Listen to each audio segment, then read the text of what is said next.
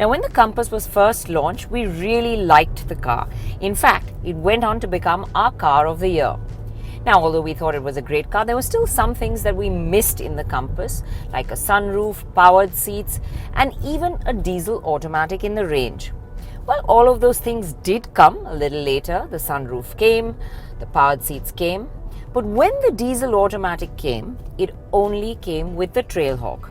That meant consumers had to pay extra for all that specialist off-road hardware if they wanted the diesel automatic. Well, all that's about to change now because the regular Compass 4x4 will also get a diesel auto.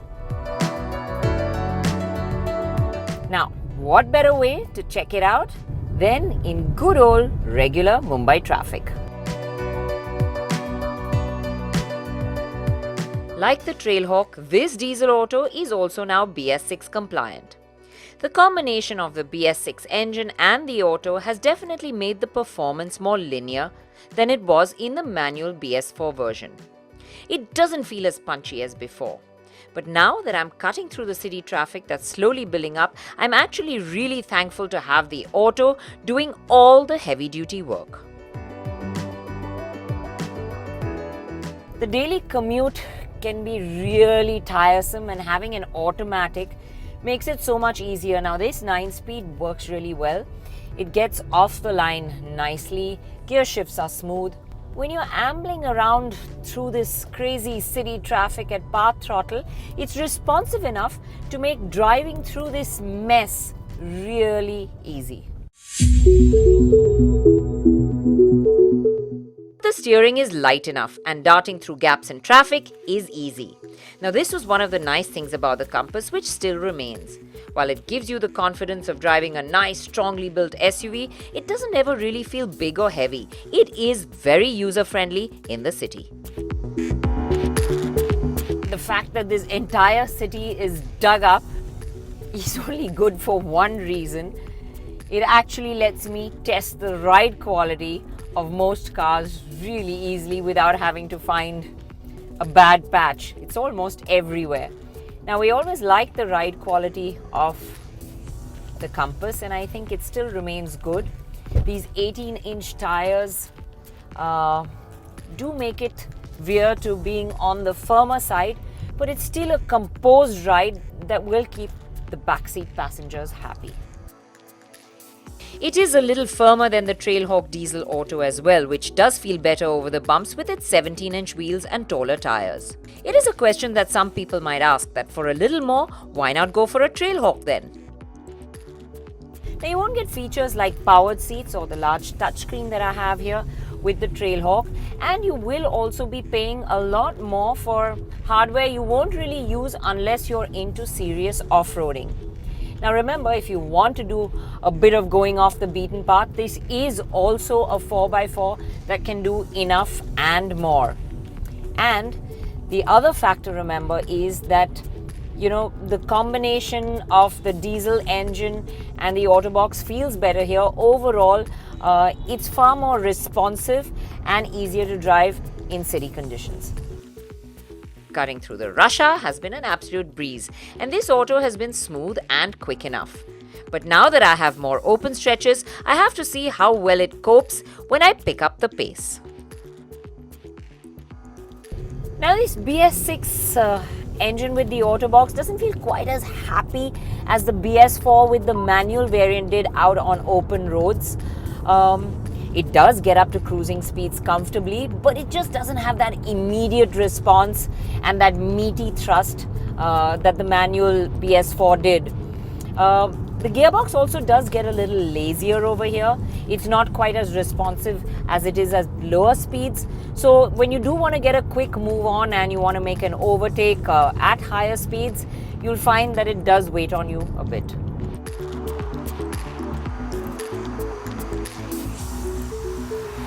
That can be circumvented by getting it into manual mode, which makes it much easier to get a quicker move on. An additional feature now available with this diesel auto is cruise control. It's nice for the highway, but I also find it handy to stick to the designated speed limits where it's necessary in city limits.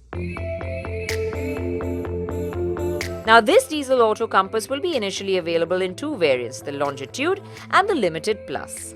The good news is that the Longitude also now gets some additional features. Let's take a look at that.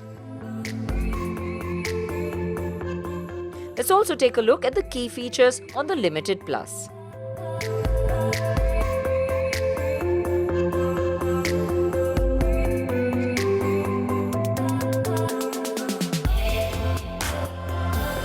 So to sum it up, the Compass is still a car that has amazing highway manners, good ride comfort, handling that inspires confidence, and a strong build.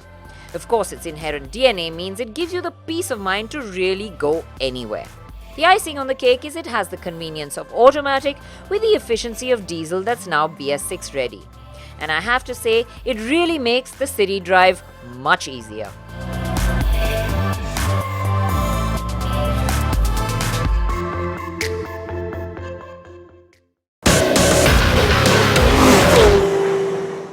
It's not been too long since we brought you our comparison of the new Honda Civic and the Skoda Octavia. But in the months since, Hyundai has brought out the updated Elantra. Now it's available solely in BS6 petrol form. What we are going to find out today is what the Elantra is good at, where does it fit in, and could it be the executive sedan to buy?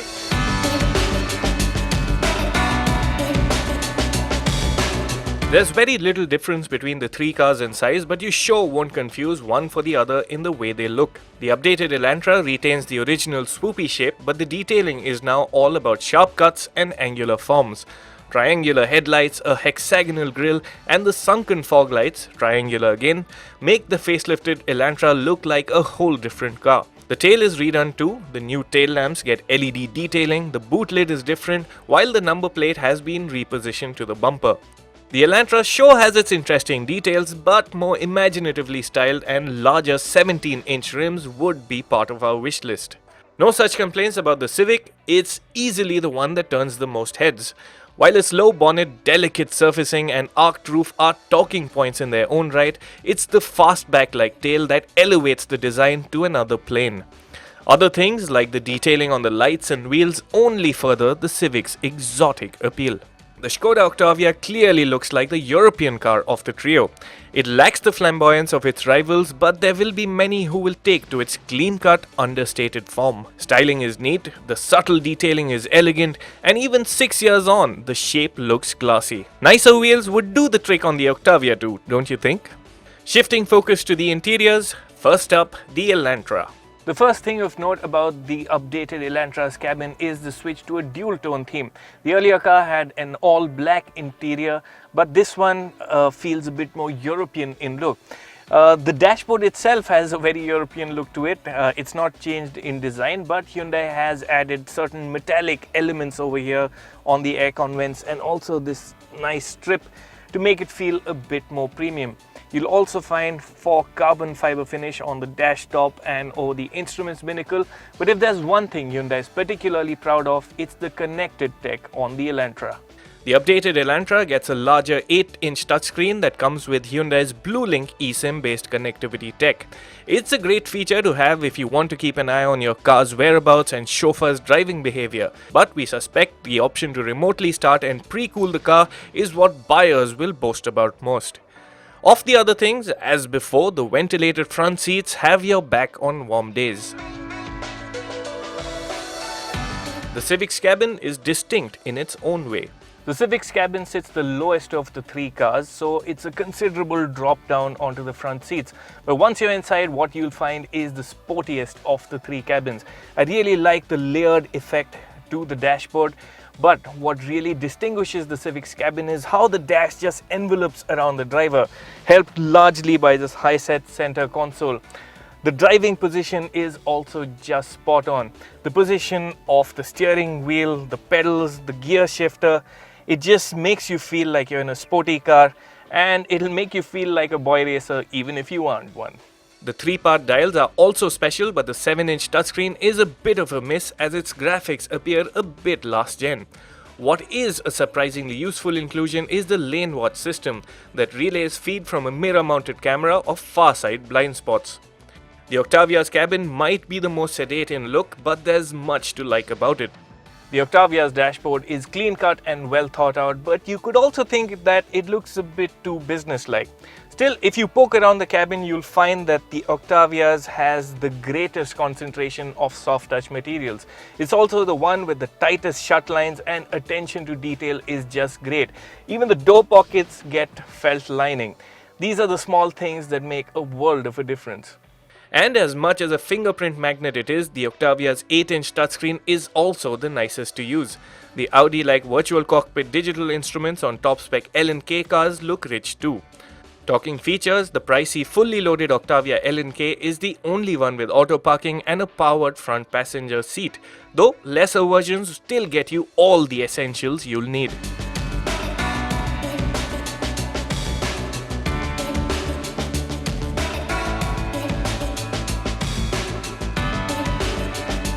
What about the rear seats? It's a fairly even battle, but each car has its own highlights and quirks. While the Elantra's rear seat and rear seat space remain unchanged from before, you do get a greater sense of space in the back, and that's all thanks to the use of these lighter materials. Remember, the earlier Elantra had an all-black cabin. Still, legroom is quite good by class standards, but headroom is in short supply. Where the Elantra does get a small lead above its rivals is in middle passenger comfort. It's got the flattest floor, and it's also the only one with an adjustable center headrest. The Civic's low-slung shape comes with its drawbacks.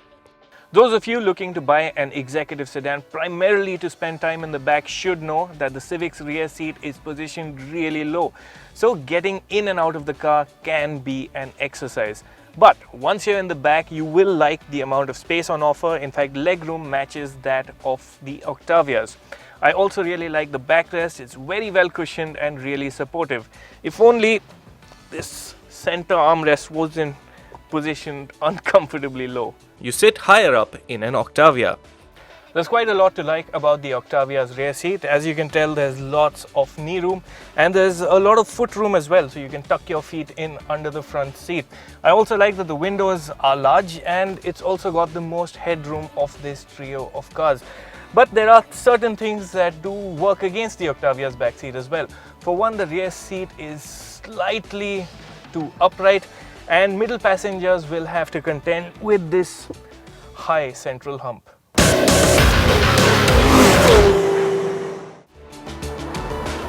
Over to the way they drive.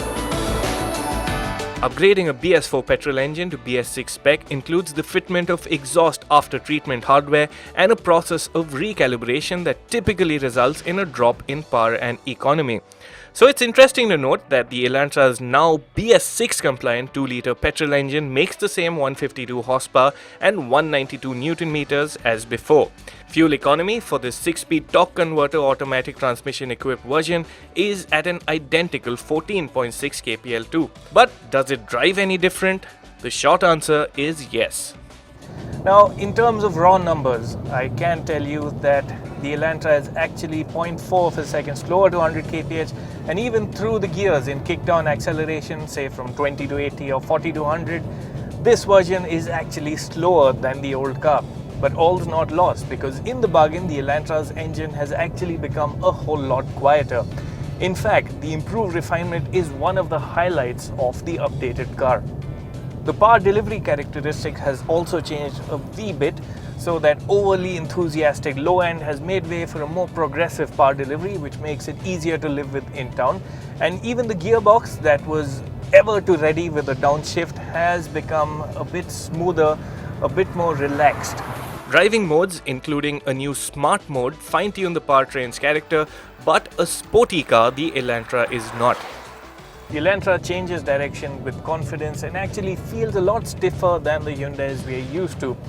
It's just that it still doesn't quite make the grade as a driver's car, and part of the reason is that the steering is just quite numb. The Elantra has an absorbent low-speed ride, but large potholes tend to thud through the cabin. At high speeds, there's also more vertical movement than you'd like.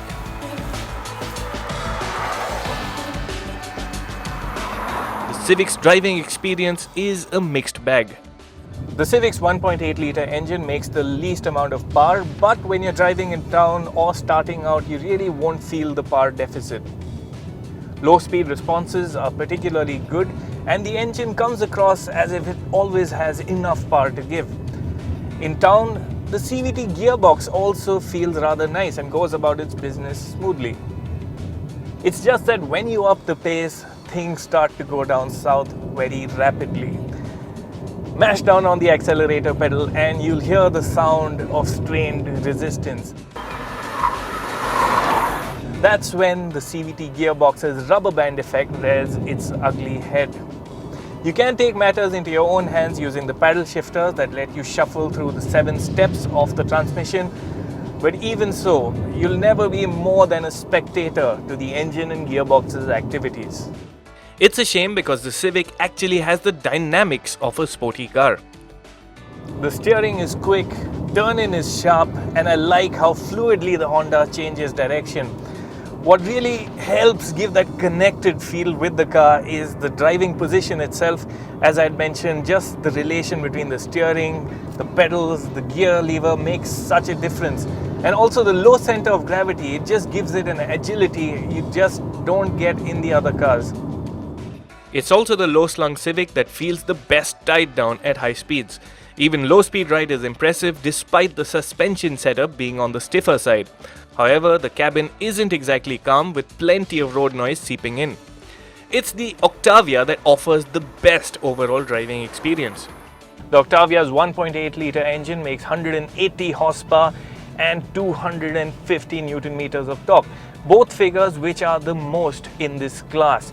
And boost is the secret of the Octavia's energy. This engine uses turbocharging and direct injection, and it is one gem of a unit.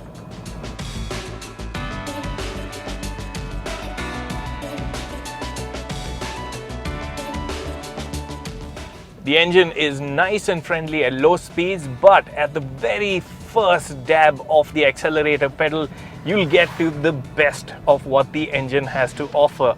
You get an espresso-like kick at the mid-range, and then there's a lusty pull all the way to 6,000 RPM.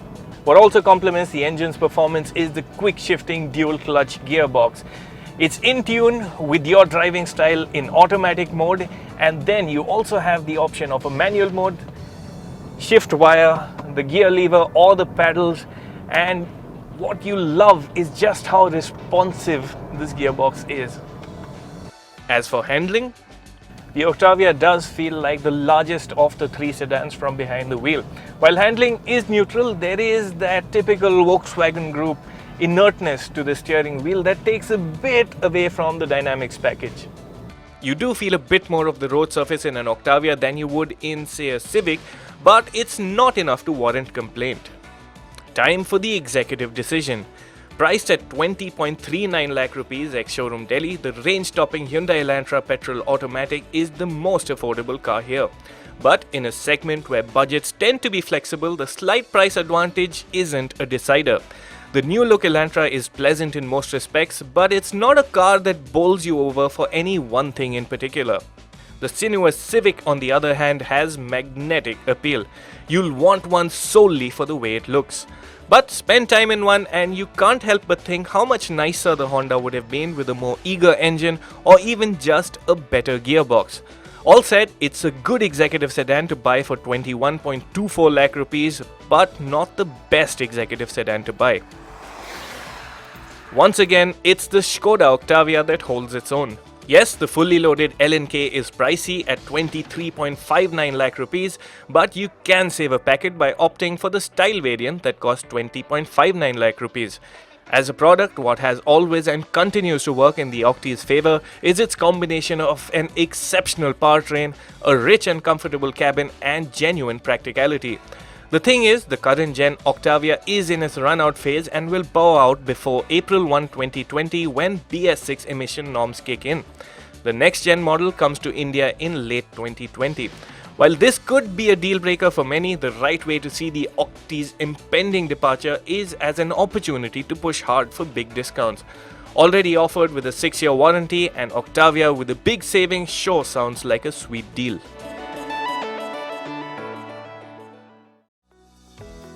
And now it's time for tips on sustainability and protecting the environment with Servo Futura G Plus from Indian Oil. Choose a smaller car if you don't need the size and space. Overloading the car with weight makes it work harder.